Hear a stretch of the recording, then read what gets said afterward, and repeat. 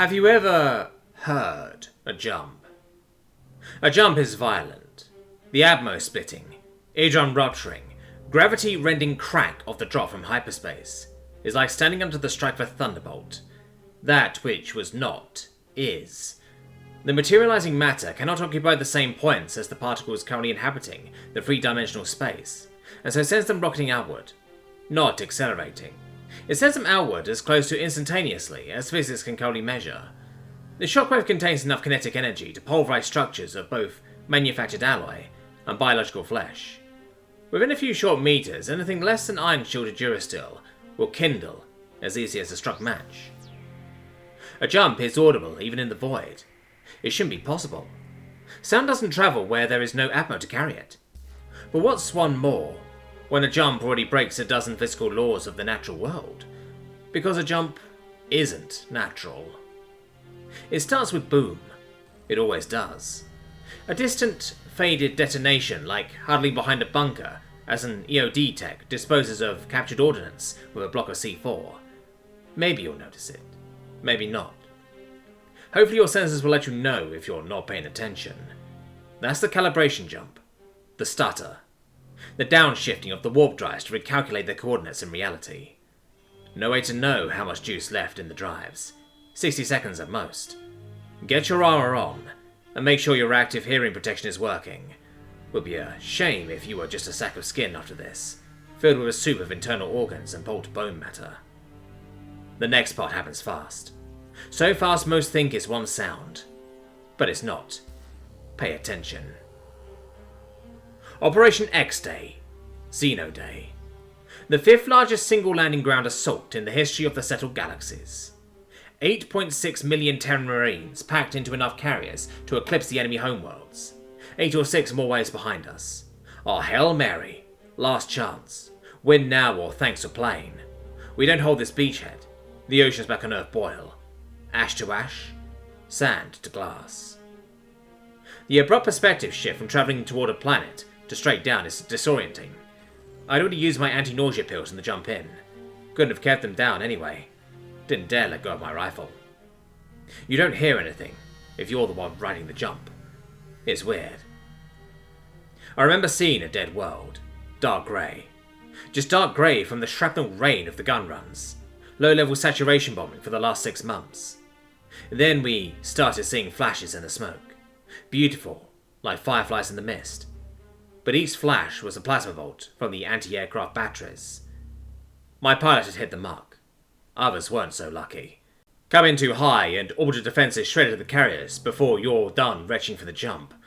Come in too low, and the guns on the surface did the same thing.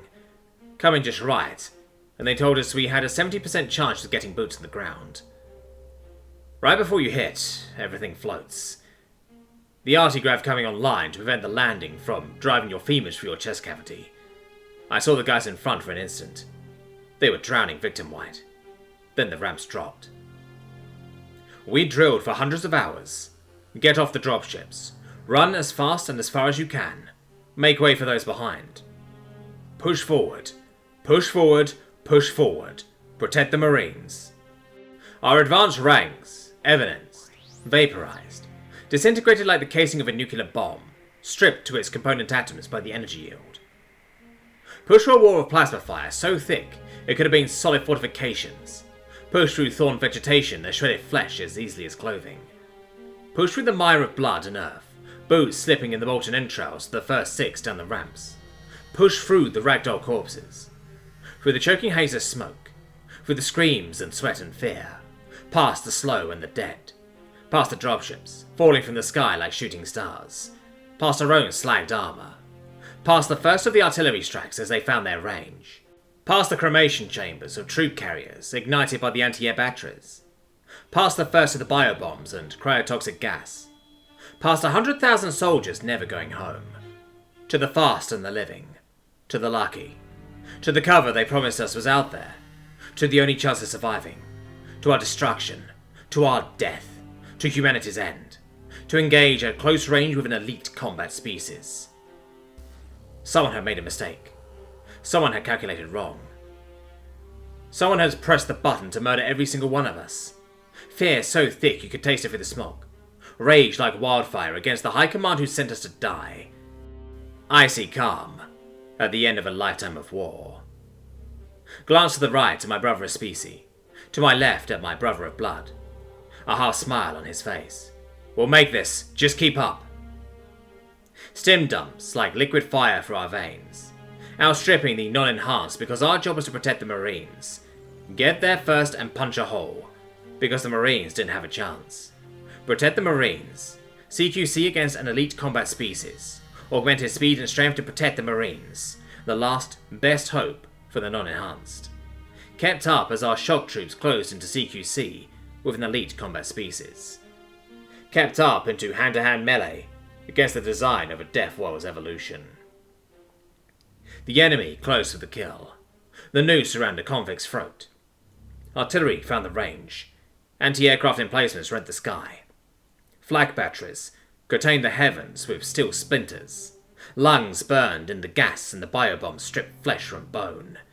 On the edge of the void, planetary defenses angled their cannons. Orbital bombardment to mop up the last pathetic hope for humanity. Ash to ash, sand to glass, let the oceans boil. That's when I heard it. Most people think it's one sound, but it's not. Are you paying attention?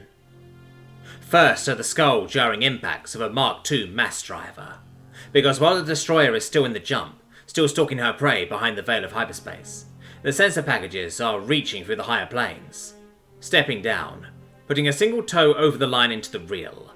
Sensors designed to function where radar and LiDAR can't, where the laws of physics break and space-time warps into the irrational, magicked into existence by Terran engineers to interface with the wetware processors of the crew, to chew through data, gnaw through equations of relative velocity, lead time and drop, spitting out targeting solutions to the railgunners, plugged into the computers through 90 million worth of Neuralink input and output cyberware, seeing what the computers see so Terran grey matter can be used to calculate firing solutions in the real while still within the unreal. 1,500 kilograms of Terran manufactured ordnance, slung out of the jump at 0.1% C. Depleted uranium slugs on the business end of a physics equation that sums to an effect on target measured in grid squares. That's the step. Then it goes quiet. So fleeting most don't remember it. Look at a waveform recording. The complete absence of sound for the smallest fraction of an instant, like the universe is holding its breath for the miracle that is about to happen, dragging in a single lungful of atmo in preparation for the plunge. The drop. The destroyer. The pinnacle of the Terran war machine, an apex predator of the void. Drop from hyperspace into CQB operations like the hammer blow of a gravity forge. 55 million kilograms of Duracell armor, mass driver gun houses, chain gun emplacements, missile batteries, torpedo tubes, and Siwoo's networks deployed into combat from anywhere in the verse. The sum total of Terran force projection capabilities, realized in three-dimensional space, rendered like a computer grinding for a stress test. The crack of atmospheric displacement is otherworldly, driven into my chest like I'd taken the brunt of a torpedo strike. The shockwave quenches fires on the surface, flattens waves of Marines into the mud. Drive engines seethe with a crimson roar as she yaws sideways. Servo mechanisms traverse guns to their targets, mass driver capacitors reach operational threshold, and the personification of the Terran industrial military complex has assumed her overwatch of the last, best hope of the human species. Stutter, step, drop. Energy cannons just don't do it like jump-slung railguns. I'm Ethan Wells. I was born in a place that used to be called New York. No, not the city. Way too much residual radiation. And A said west. My first deployment was childhood. I didn't have one. The Shrike stole the childhoods of the past generations and burned Earth, so the next childhood won't be for another century. I was taught to fire a rifle at 4, how to throw a grenade at 5, trapped and hunted more food than I was given by 7 or 8. By 9 I could tell you the 3 most efficient ways to kill a Shrike.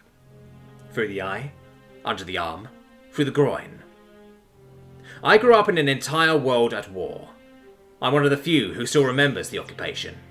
The genetic casts and mandatory DNA sequencing. The reprisals that killed both my parents. The research farms. The holding pens full of human animals waiting their turn.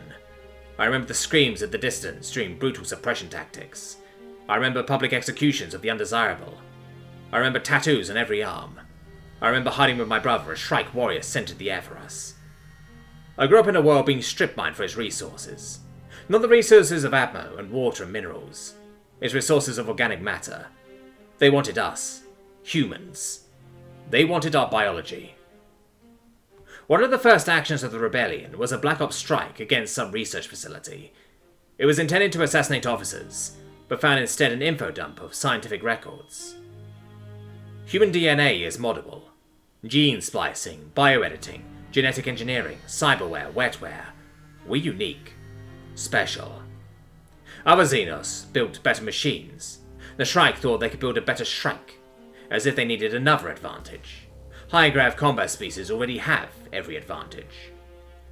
And guess what's the easiest way to play with genetic codes? Get a Terran child. Younger than 4, so epigenetics have the greatest potential, and the brain is at its highest plasticity. You want to know what the most specific memories of my childhood are? Being separated from my brother so the harvesters wouldn't reap us. Filtered respirators during the bioweapon strikes. Staying through radiation shielding in the burnt sky. Trying to imagine if it was blue like I've been told it used to be. Trying to imagine more than singular children gathered in the remaining HZs. But the sky is burnt, and the children are gone. I try to imagine a lifetime without all-encompassing war. We recruited volunteers to experiment with NovoFred. Shrike tech that wove filaments into the nervous system in a surgery barely kinder than vivisection, ultimately allowing biology to communicate with silicon. They've been testing it on specifically selected human subjects for the last few months before the uprisings. The first wave ended up disabled or dead, but a few of the next one made it.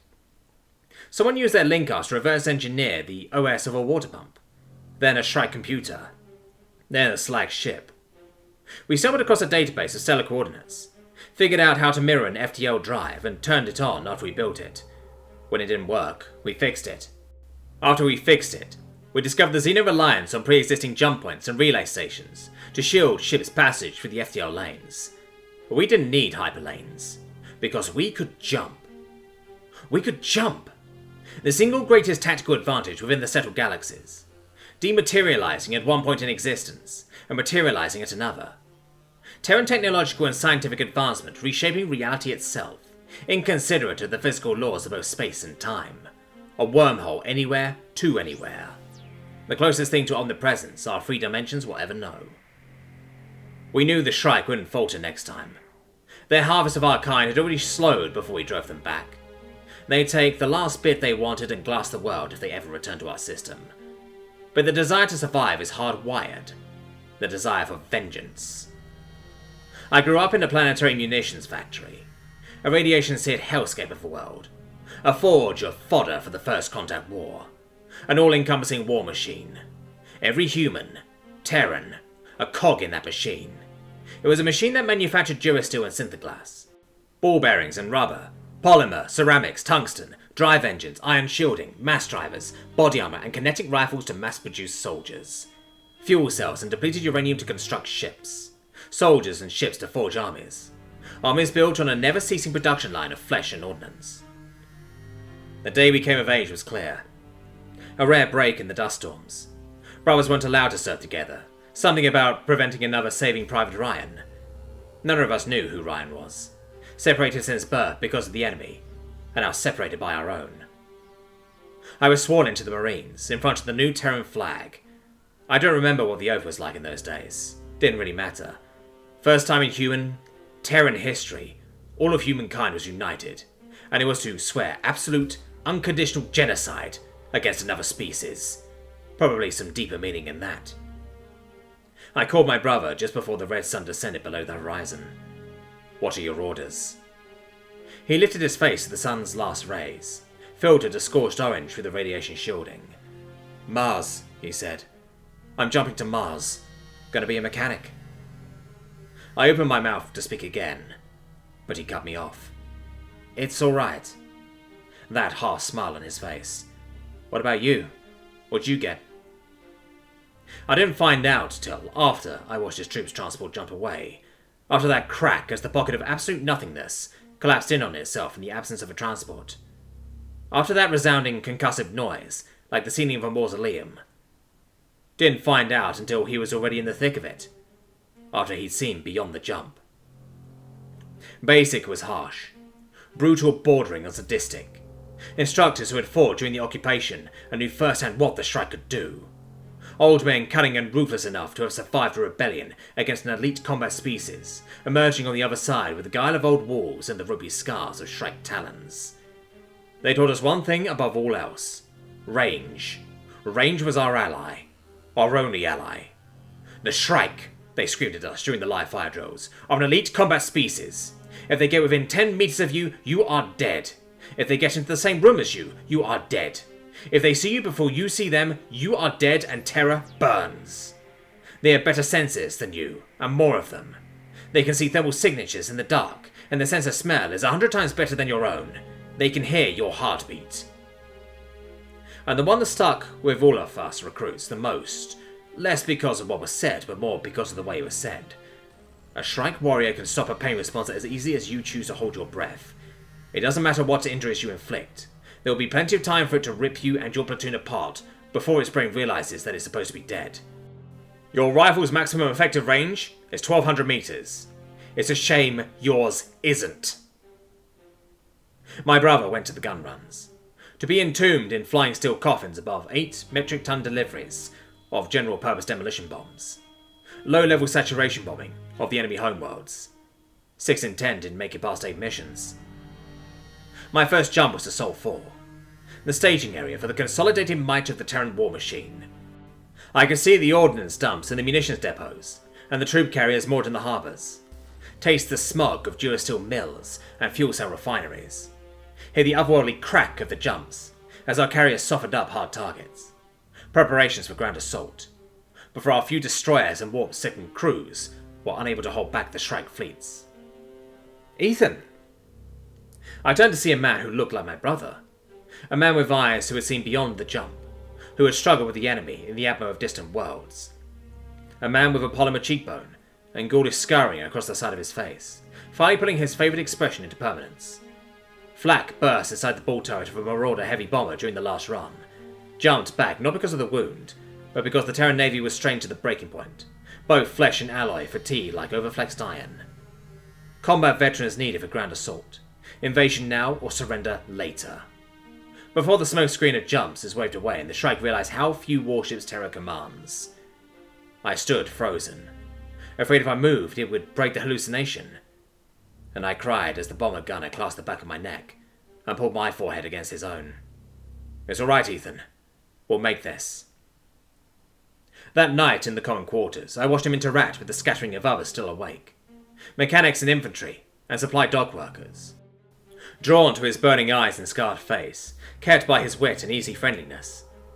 He didn't speak about the war that night. I think he knew I needed him not to. Because he had fought and I had not.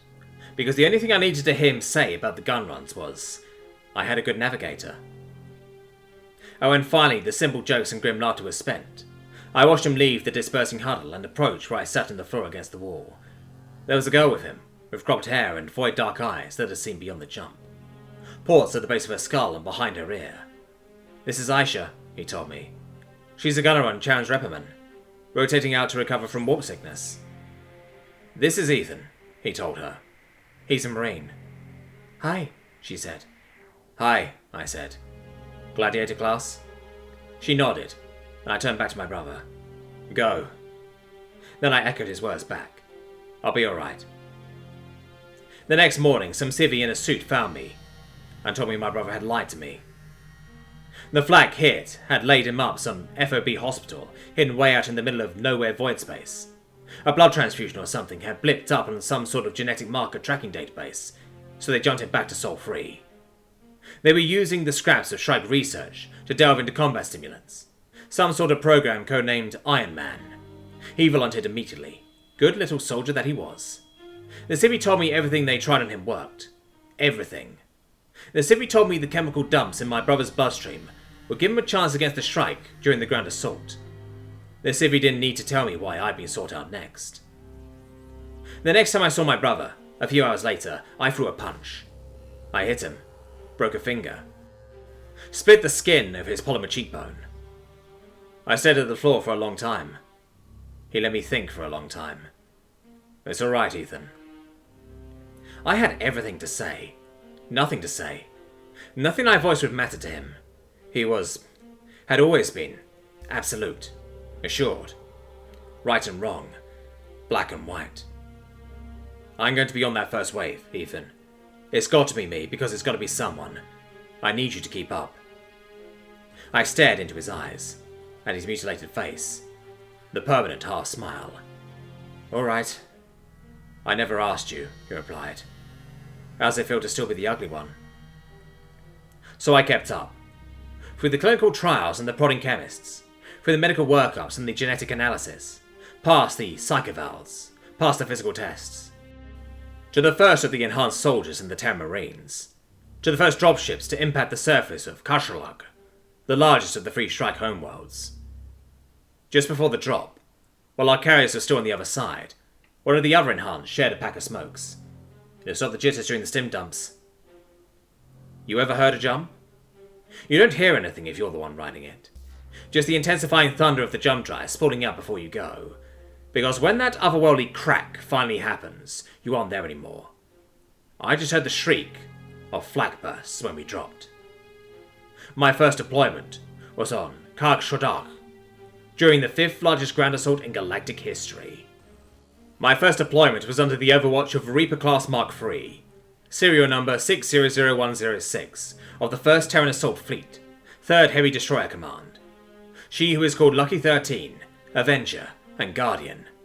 Her navigator dropped her close enough to the surface we could see the non-regulation white of the feathered wings painted on her hull, dripping with crimson. The shouts came ragged at first, spread, swelled, rose into the smoke-smothered atmo. Her call sign, chanted into the sky she roared. It's the angel! The angel!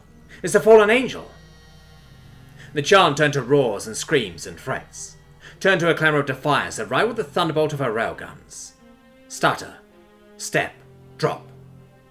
And our angel was joined by her sister, Hecate, who had been the one to make the Drago skip and had torn out the spine of the adamant Dominion with her uranium teeth. The two destroyers held their overwatch for over an hour, held a shield of railgun and point defense over our heads for 1,000 meters before us as we surged forward, against surface and void alike, hell-bent on ripping them from the sky. Winged, Durasteel Leviathans, whose breath was the tracer ribbons of point defense, and roar the strike of railguns. X-Day has evolved into myth and legend. More stories of heroism and bravery that could be told in a lifetime. More strategy and planning that could be recounted to give it the justice it deserves. More sacrifice by the ones who dropped. I can tell you, though, that when the nav computers were examined later, it was found that between the two destroyers, 47 jumps had been made that day. With physical and mental performance degrading each time from war sickness, it's nearly unbelievable. Me? I don't care if it's true. The crack of those jumps remains the most beautiful sound in the void. I know those crews assure the fate of the Terran. The Angel and Hecate are the first and only CQB aces in Terran history. But those are the ships that infamously refused missile and torpedo armament. Their memo to the High Command was something like, if we're not close enough for the railguns, we're not close enough. But on the surface of that alien world, range was our only ally. My brother and I stood under the hastily fabricated shield domes and mobile point defense networks. We stared over the carnage, over the wreckage of slag ships and twisted flesh, over the horrific price that had been paid, over the task that had finally dulled death's scythe. I swayed, steadied for a moment, exhaustion that sapped the soul from my bones. I lit a cigarette with nerveless fingers, had to pause a moment to remember how to inhale, dropped the lighter to the ground when I missed my pocket, felt the blinding pain of the migrainese. I struggled to remember how long I could go without a mask before oxygen toxicity began to damage my alveoli. Couldn't follow that train of thought to a conclusion. I stared as the great tracked dozers cleared the hecatomb of blood and steel, pushing fleets of troop carriers and battalions of soldiers into the burn pits. Easier to account for the living than to number the dead. My legs gave out under me. My brother fumbled to catch me, landing on his knees in the mire of blood and earth as I fell. I stared upward at the shields as another salvo of artillery impacted above our heads. The energy blasts were muffled, far quieter than their kinetic counterparts. Looking like the sky was falling as the impacts bloomed over the dome, flaring it blue into the visible spectrum. I stared at the dropships entering the shield gates. Lives beyond reckoning, fed to the gnashing teeth of the Terran war machine. Lives encased in fleshy forms far more fragile than my own. Soft, slow biology against an elite combat species. The weight of my armour threatened to crush my lungs and stop my heart as I lay there. An ignoble end to one of Terra's finest. It wasn't the weight. It was the tiredness. My brother got a foot under him, made a slight effort to rise, then stopped, just kneeling in the centre of the chaos of the Terran war machine as it strove to devour another world. I stared past his disfigured face at the helicopters thudding for the Atmo, deploying howitzers on the western ridge. The wind shifted, carrying with it the fever of plasma-burned skin and the screams of the wounded in the field hospitals. Dull, but not broken. Death had work yet to do. There was an ache in my left shoulder. It hadn't been feeling right. Pretty sure I smashed it against the dropship coming down the ramp. My brother undid the straps securing his armour, and the ballistic plates fell away from him. He shivered once, as the wind stroked cold fingers across the exposed moisture of his sweat and others' blood. What now? I coughed the words from my burning throat. I noticed deep scores across the armour over my thigh, and a disjointed memory of a Shrike warrior punching talons towards me. The thudding blow that glanced off the angled plates was still through me, spinning into the air. Remembered putting a shot for his chest, the roaring fangs as it came at me again. I flexed my quad experimentally, and the agony pried a groan between my teeth. My brother turned toward me. Shrike blood crossed his sullen red across his hand and forearm. From over the horizon came the crump of shelling. In the darkening sky, I could see the glow of HE ordnance on a high-oxy world. We protect the Marines. The cigarette had burned down to my lips. They're Marines just like us. My brother stood, finally. His voice was brittle. We're gifted. I hated that word. Heard it too many times. Not my fault. He rolled toward me, the ghastly scars across his face terrifying under the blue ripples of the ion shielding. Neither is it theirs. I felt the heat of the cigarette against my mouth, burning like my brother's eyes. Neither is it mine, neither is it the Shrike's. I couldn't hold his gaze. The eyes that had seen beyond the jump. Same eyes I had now. They... He stabbed a blood-covered hand towards the distant horizon, towards the flashes of the HE bombardment. Those creatures are gifted too. I could see the tattoo, dark under the enemy blood smeared over his forearm. 11 numbers in Shrike script. I couldn't meet the gaze of the enhanced who stood over me. I'm staying on that first wave, Ethan. It's gotta be someone, so it's gotta be me. Are you gonna keep up? I couldn't meet his eyes. Just looked at the outstretched hand. The cigarette burned. The weight of my armour threatened to crush my chest. Another plasma strike stabbed the shields over my head. The desire to survive is hardwired. I heaved myself up, flicking the smouldering stub away. But when I reached my brother's hand, something was wrong. Muscles that didn't obey my nerves and a shoulder joint that didn't track properly. A sob tore from my throat and my brother tried to pull me to my feet. Fresh blood poured in my armour as I lay, flooded down my side, bright against the crushed gore. Have you ever heard a jump? A jump is the sound of shouting medics as you drift in and out of consciousness. Dropping from hyperspace as the dogs try to keep you from respirating your own vomit. Screaming as the pain of your injuries finally overtakes the dregs of the combat stims. The sound of your brother raging against being left behind as you're transported to an FOB hospital way out in the middle of nowhere void space because you're an investment that's far too valuable to leave unrepaired. Kakshadar had been pretty once. Lots of purple. But it was grey now, from the gun runs and from the boots of Marines. We sought to flood it red. The otherworldly crack thudded into my chest. I grunted and dragged in a replacement lungful of scorched Atmo, involuntarily ducking as another Valor dual rotor thundered overhead, low and fast above the ruins. The distant crump of bombardment, shading the far side of this once megalopolis, provided a base backdrop for the snap of rifles a few blocks distant. Above me I could see the glitter of plasma cannons in the darkening sky. 8 Reapers playing tag with the better part of a Shrike fleet on the edge of the void. We were a couple clicks into the city. Alpha Company, 1st Platoon. My brother in front, me behind. Staggered column of non-enhanced between us. Echo Company had been tasked to secure an FSB somewhere in this grid square. Slack-brain Earthers had not only failed to set up an FSB, but had failed to make their rendezvous. Alpha First sent to babysit them back. My brother raised his fist, and the Marines fanned out into cover, against the lavender marbled white concrete the Xenos built everything load-bearing out of. I spun to check our 6. The city had been razed. Nothing but shards of lilac stone like reaching fingers. The tallest remaining structure in our grid square was a monolithic skyscraper that had collapsed sideways, leaving the spire-like foundation scarce 10 meters tall. At one point, it could have housed the population of the drive yards in Sol 4. Now it was an empty shell, the walls permeated with empty windows like blank eyes, watching impassively. Another crack split the air, this one closer, the shockwave sending fine powder into the air on the blast.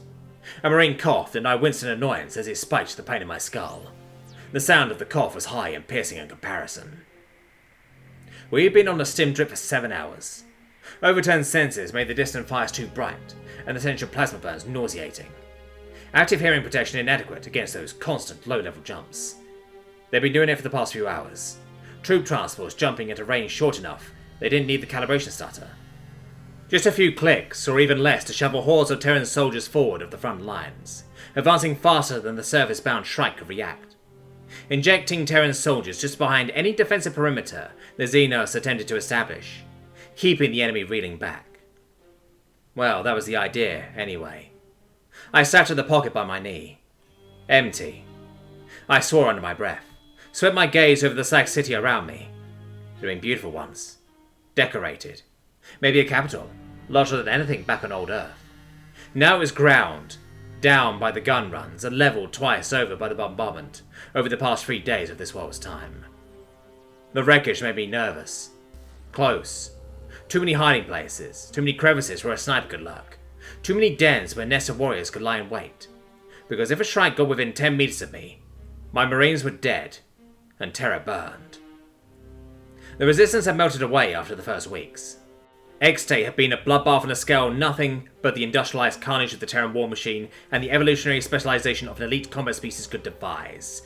But since that landing, the Shrike had burrowed their way into the crust of their world. Into the tunnels and warrens and subterranean bunkers the engineers had constructed for just such an eventuality. Planetary siege. My brother mused that we were fighting a war far more primitive than the enemy had engaged in for centuries. Laying under the shield domes before uneasy sleep, he surmised that the lack of FTL capabilities that confined our species to our surface also formed our planetary tactics to develop further than the Shrike. He pointed upward to a Valar one day, flying low and fast with a belly full of Marines. "They don't have any equivalent to a helicopter," he shouted over the rotors. "We've seen thousands of drones, massive fleets, even some fighters for the ammo. But they're not used to moving armies on the surface. They fight within the void. Because once you control the void space, you control the world. But we can jump. Jump right past both fleets and orbital defenses. They don't know how to fight this kind of war anymore. They don't know how to fight isolated from their ships." I was less cerebral. They retreated into their bunkers because it took away our only advantage. Forced us into CQC against an elite combat species. Forced us to come in and take them before their fleets overran the masquerade of our jumps. The resistance had melted away. Nothing but drone networks and autonomous autocannon units against our advance. Until this city. I was almost glad. Every nerve had strained to the breaking point, exhausted by the anticipation of a battle that hadn't come. Almost glad. Almost. There was half a company's worth of soldiers dug into the rubble ahead, the reason my brother had halted. Heads down, helmets pulled low over their eyes. A few of them were spitting on rags and trying to clean their masks of grime. Soft, slow biology that couldn't survive even the Admiral of this high-oxy world. Sandwiched between 2 massive stone blocks falling askew atop each other, a sniper stared through his scope, listening to the murmurs of his spotter. I liked snipers. Plasma weapons had some kind of exponential energy increase before the projectile destabilized. They were perfectly accurate, travelled faster, and required reloading once a century or so, as far as we could tell. But kinetics could reach just a fingertip further. My rifle's effective range was 1,200 meters. My sideline extended less than a score from where I stood. Too close. Range was our ally. Hey, enhanced. I felt under the band of my helmet, came away with a crushed pack of smokes, retrieved the last cylinder and put it between my lips. I didn't light it. Not yet. Hey. It was one of the Earthers. Fresh Marine folded into our company after half his own were on the wrong side of an ambush. The company hadn't had any enhanced, hadn't been protected, hadn't had a chance. I swept our six again. The rubble made me nervous. The sniper shifted almost imperceptibly. Range was our ally. I finally fixed the Earther with a flat stare. Hey. He seemed nervous suddenly. Do you sense any strike? I swapped the cigarette to the other corner of my mouth. One of the other Marines swore, loudly, and the heads all swiveled towards the noise. Speech was amplified easily by the headsets we all wore. Shut your mouth, fish! Cut the chatter! Lieutenant Briggs barked. My brother waves us forward. One by one, the Marines darted across some kind of courtyard to join the soldiers in the sniper's nest. My brother stayed at the last corner until all our Marines were in cover. Fish thinks we can sense strike, I muttered to my brother as I passed him. After he darted across to join me again, he hissed back. Hopefully the Shrike think that too. I smirked, briefly, matching my brother's half smile. A thunderclap rolled across the surface from kilometers away, shaking the rubble and vibrating the stone under my feet. The artillery had hit something, probably another fuel cell depot. I brought the rifle up to stare at the blank windows of the fallen skyscraper for my optic. It's only the drugs make 'em good. I rolled the cigarette between my teeth, glancing sideways without lowering my rifle. This Marine was a little older, ragged from longer deployment. Another one that got folded in. He was glowering at me while he spoke to the kid. Just the drugs that make him breathe this well like a Xeno. I dropped my rifle in his sling and lit the cigarette in response. Sucked down a lungful of carcinogens and felt the nicotine drain my migraine away. Been on the drip too long. Couldn't shut it off when everything was this close though. When I had my Marines with me. The soldiers we had just joined were staring openly. Two maskless Marines, my brother in a mech suit that had him almost 30 centimeters taller than me. The mechs were exoskeletons designed to assist during heavy manual labor, destroy armament and the like. A lot of the enhanced began wearing them after X Day.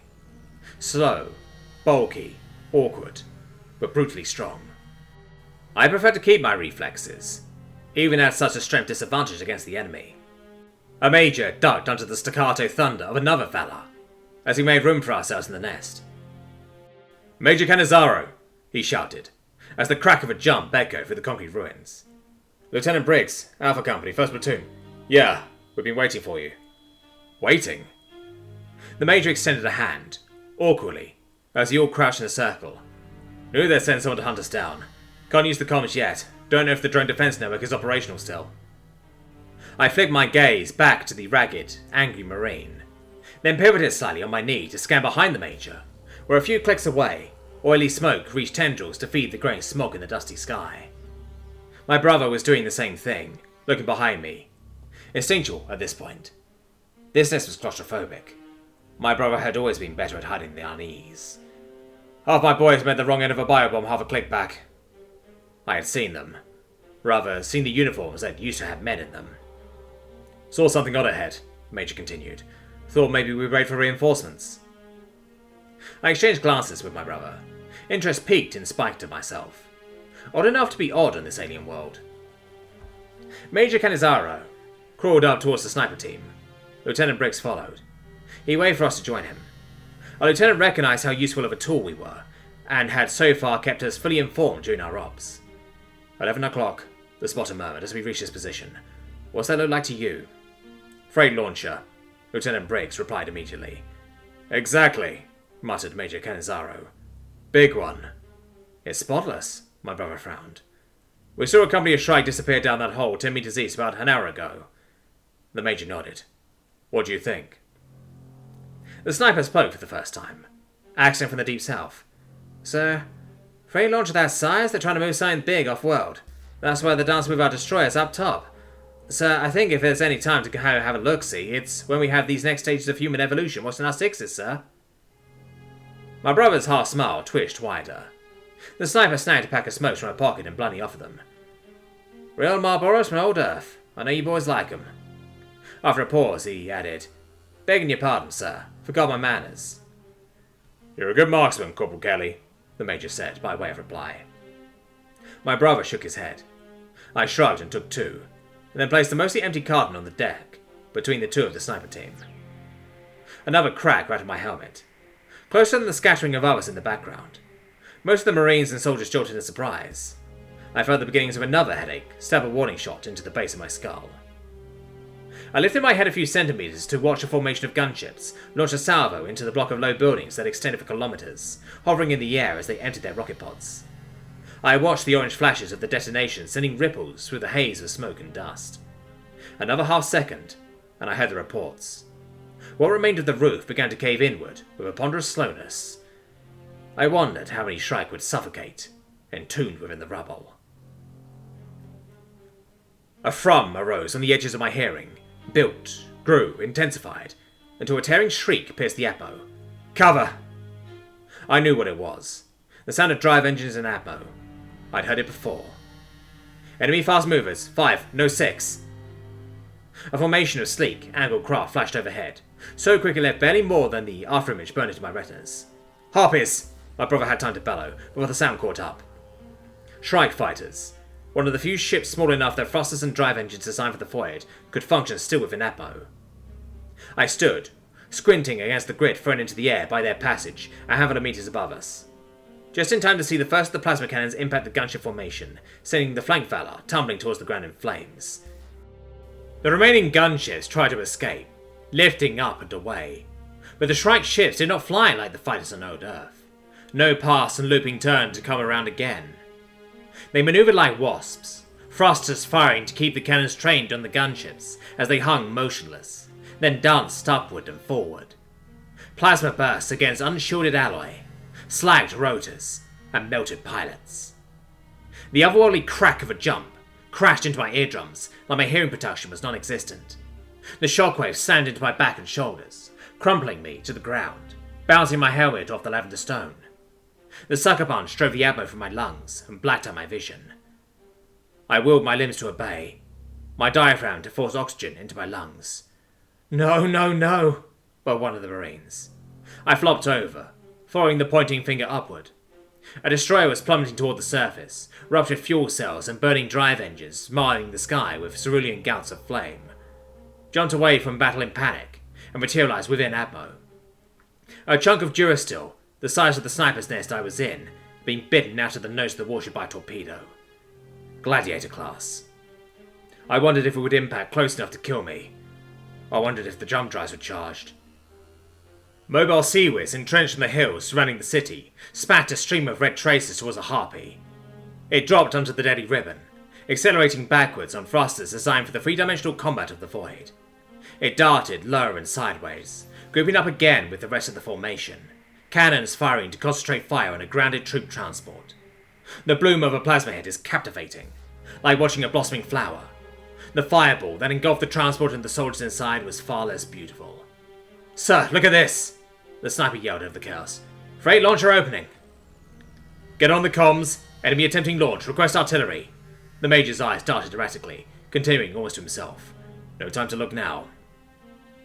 I regained my feet and cast my gaze upward, just in time to watch the plasma cannon impacts spread like molten steel over the ventral hull of the wounded, flailing destroyer. The fuel cell infrastructure of the starboard drive engine reached its critical point, and the resulting explosion sent the destroyer careening sideways on the artificial thrust. The radio man was howling into his equipment, listing bearing and coordinates, calling for artillery on a Shrike-hard target. I had time enough just to wonder why I hadn't heard anything about danger close when the torpedo struck, like vipers on their tails of exhaust. The destroyer disappeared into a vaporous slag Durasteel and liquefied ceramics. Soldiers and Marines dove for cover. I couldn't hear. Choking dust, high-pitched whine of hearing damage fading into focus, heat and light, migraine pounding from my skull. Someone was screaming, cursing.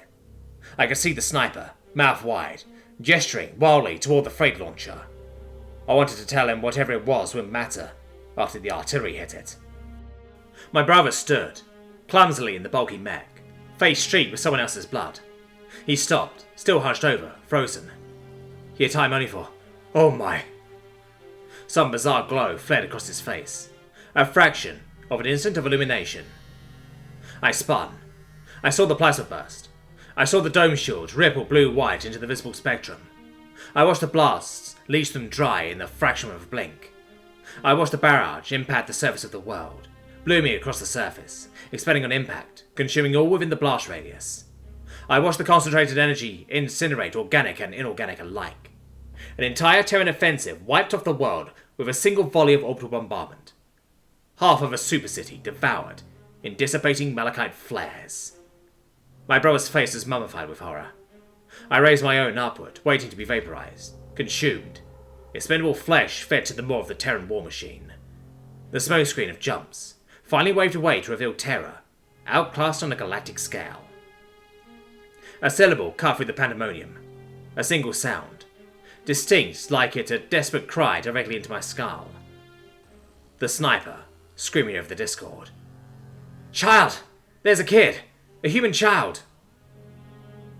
My brother unfroze, an expression I had never before seen on his face. His lips moved soundlessly, then he lunged forward, clawing his way upward to where the sniper team still lay. I beat him there, barely, unhampered by a mech suit.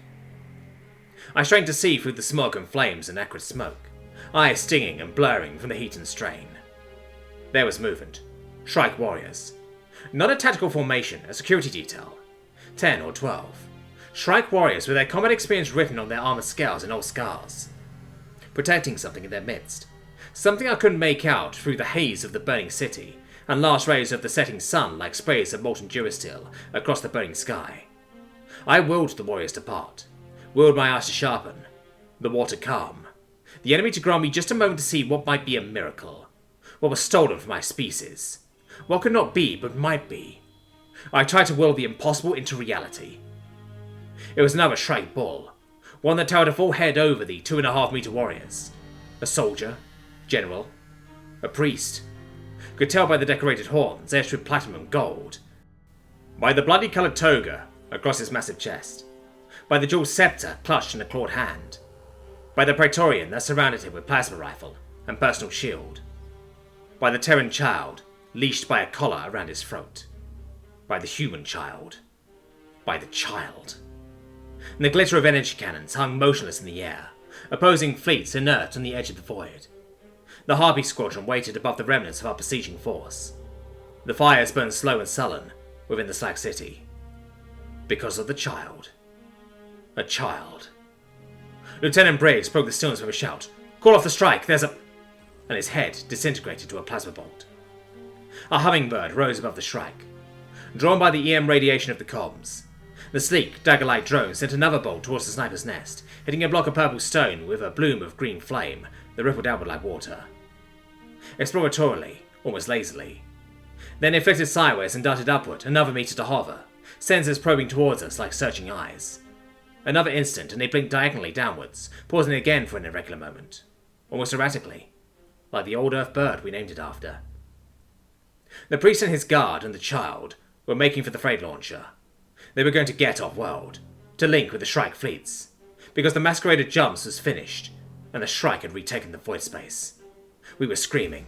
My brother and I and the sniper called Kelly. I don't even know if I was forming words, just screaming into the burnt sky and Slack City and ash that remained for the machinations of the Terran war machine and an elite combat species. And suddenly my brother had stopped. He was looking at the Major with an expression perfectly blank, because the Major wasn't ordering a halt to the artillery strike. He could see. We knew it. He knew it.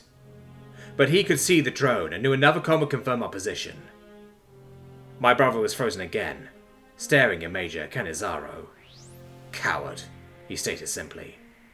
The single word punched harder than any expletive. The drone saw movement to a thermal signature, or any other discrepancy that alerted its programming to defend the ones who had constructed it.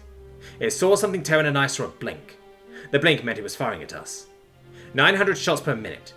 A streamer of malachite green that raked across our position, sending Linux splinters outwards onto stabilizing energy bolts like fragmentation grenades. A short burst because it wasn't yet confident it had the range. It darted sideways to stay above the priest and his guard, to stay above the child, then climbed a dozen meters, twitched its guns a few degrees and fired again. 2 of the bolts hit the radio man behind me, upper chest and thigh. He went down slowly, like he was suspended in jelly. his uniform and equipment fused to his torso from the superheated projectiles. The rest destabilized behind our cover to detonate like a flak burst, killing the stone fragment and concussive blast alike. It had the range. "Keep up!" My brother caught my gaze with his burning eyes. "Keep up," he said again. So quietly I understood, just from his lips. Then he dumped his stims and whirled away from me. I was right behind him. Liquid fire flooded through my bloodstream. The ache of long campaign and ice pick of the migraine dissolved into euphoria. Unconscious focus. Controlled autopilot. Overclocked like a jump drive supercomputer. Because Terrans are unique. Special. Enhanced. Augmented speed and strength because we get there first. Because only we had a chance.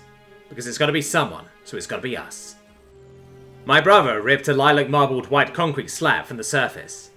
I heard the servo mechanisms whine and strain as the alloys took the weight. Exoskeleton built to handle torpedo magazine restocking, this well within spec. The bulky, clawed feet of the mech powered up and over the rim of the nest, cracking the stone under his crashing steps. A clumsy machine proficient and nimble under my brother's piloting. The spotter was dead. The sniper was not. "Good hunting!" Corporal Kelly roared to us as we passed him. I heard the report of his rifle, saw the bullet glance off the angled drone, hitting high and right to jolt it awkwardly before the thruster stabilized, causing the first slew of plasma fire to disappear into the sky. Towards the edge of the void, where behemoths of Duracell and Synthoglass wrestled for control of the void space.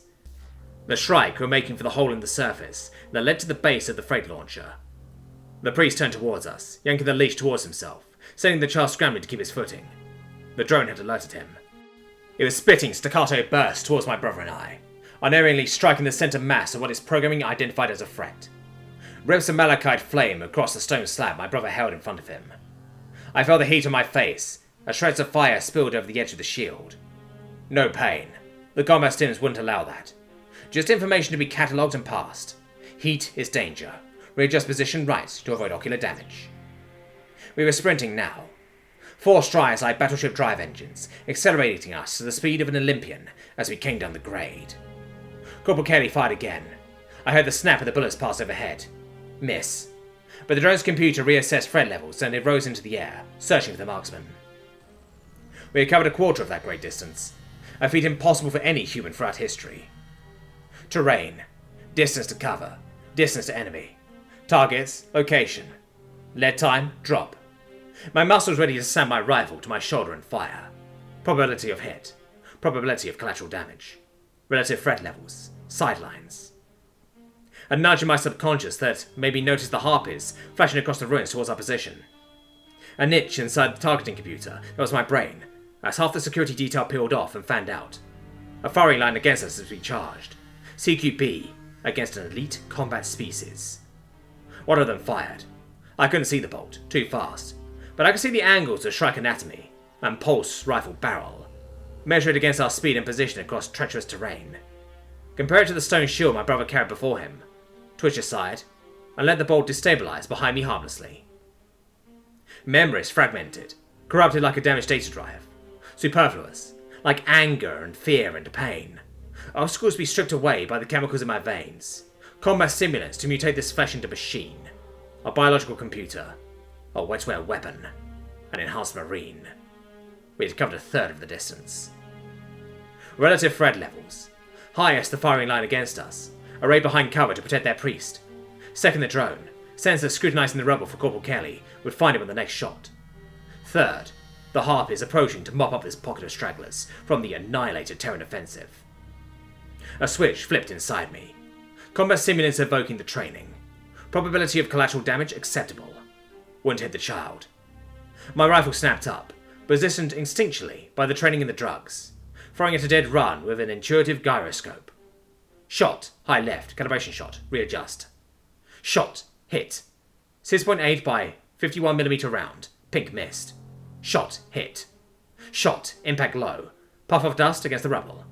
Can't hit them all. 1, maybe 2 too many. My brother couldn't drop the slab. Dodged sideways. Bolt flashed beside me. Shot, hit. Not enough time. Had to take a hit. Which one for least damage? Harpies closing. Seconds away. My brother grunted, straining to coax more speed from the mech. More of the security detail peeling off. the remaining clustering tighter around the priest, almost dragging the child by the throat. Get there first. Protector. Hit. Heat. Light. Malachi bloom against my side. No pain. Superfluous. Just a damage report. Armor slagged. Can't take another. Skin sloughed off. Muscles and tendons functional. Internal organs superfluous. Heart and lungs functional. That's all. Both augmented like rocket fuel. Shot. Not mine. Sniper. 50 BMG anti-material rifle. Punch through the cover. The Tri-Praetorian behind it. And 2 layers of lavender stone behind that. I liked snipers. Range was my ally. Plasma impacts. Kinetics penetrate. Time now. Enough time. Didn't have to take another. Shot. Hit. Shot. Hit. Shot. Shot. From the drone. A spray of plasma. Time enough for me and my brother.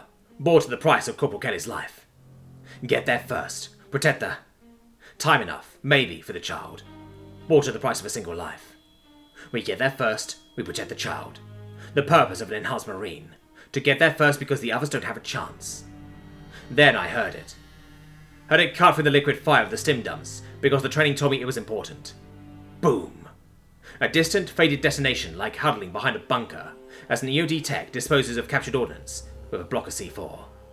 Stutter. Get there first. Half the distance. No range to dodge another bolt. No more allies in this fight save my brother. Keep up. We'll make this. Because the next part will happen fast. So fast most think it's one sound. More than half the distance. Combat stimulants like liquid fire for our veins. Hard, fast biology on a high-oxy world. Our wetware weapon. Enhanced marine. Get there first to protect the child. No one to call off the artillery strike against a strike-hard target. The reason they fought to hold this city. The reason they were dancing with our destroyers up top. Get there first. Sensor packages reaching through the higher planes. Stepping down, putting a single toe over the line into the real. Get there first. Gnawing through equations of relative velocity, lead time and drop. Spitting out targeting solutions to the railgunners, plugged into the computers through 90 million worth of Neuralink input and output cyberware. We get there first.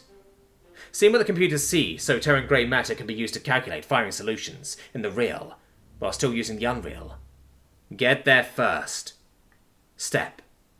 Depleted uranium slugs on the business end of a physics equation that sounds to an effect on target measured in grid squares. Silence. We weren't there. The complete absence of sound for the smallest fraction of an instant. The mech and the stone slab and the enhanced marine that took the hammer blow of the mass driver strike for me. Drop. The crack of atmospheric displacement was otherworldly. Driven into my body like I'd taken the brunt of a torpedo strike.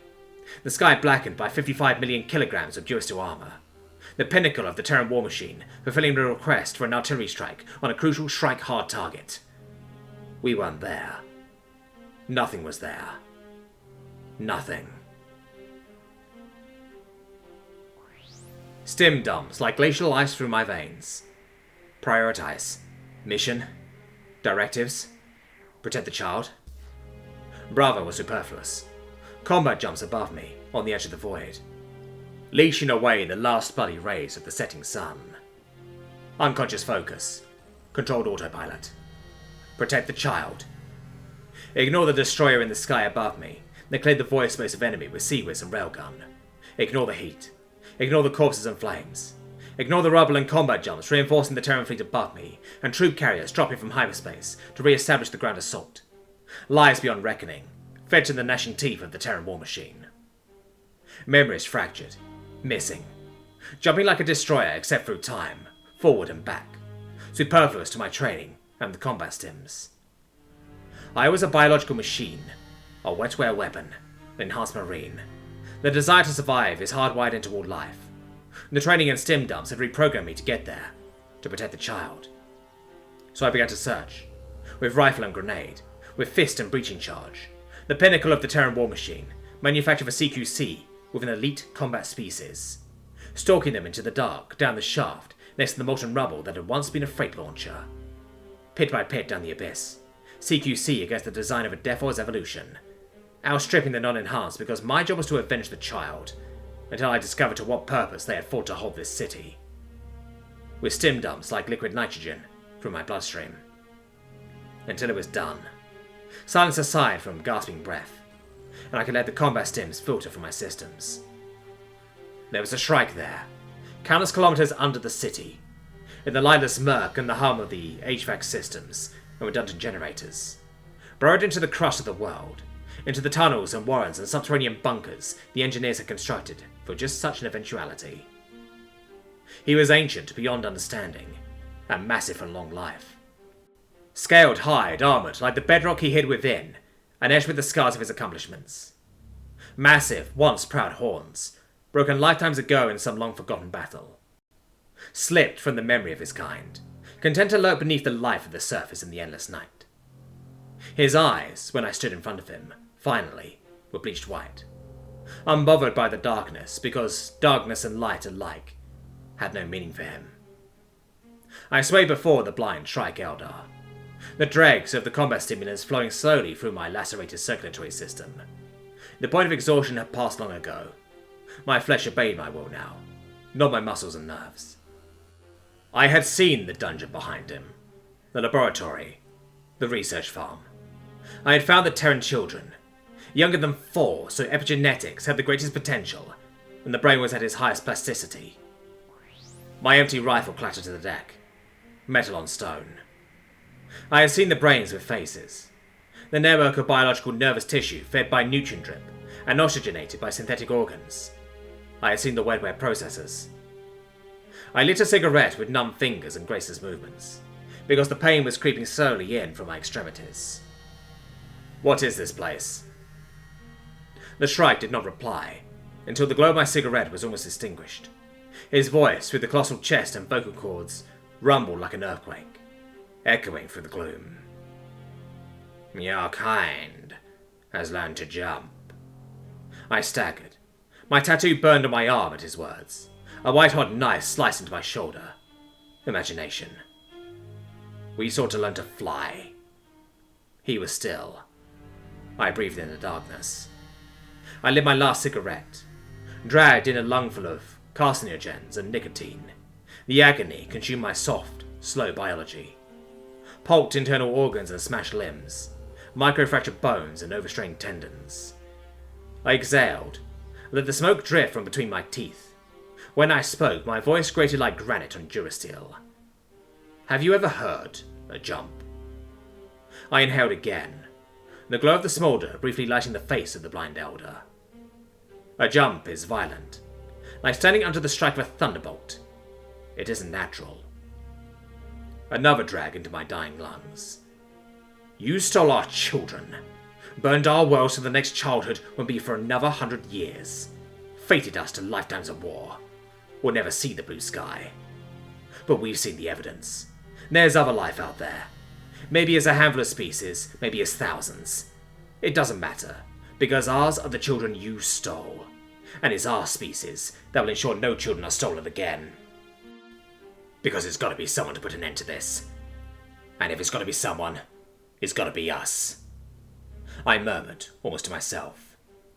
It's gotta be someone, so it's gotta be me. Another pause. Another drag.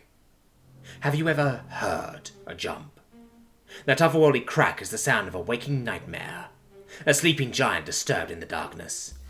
Your species will learn to fear the sound of a jump, because it will mean death. You will not be defeated, nor driven back. You will be only a memory. Wherever you flee within the void, you will be hunted. Out of every jump will come me, and those like me. The stars will tremble when they hear of our vengeance. They too will learn to fear a jump. They will shudder before us, as the monsters from beyond the black. I leaned forward, every cell in my body screaming to be allowed to die, to pass into rest. But the desire to survive is hardwired, so I inhaled the last of the drugs into my lungs, and growled out the words alongside the caustic smoke. It's time for you to hear your jump.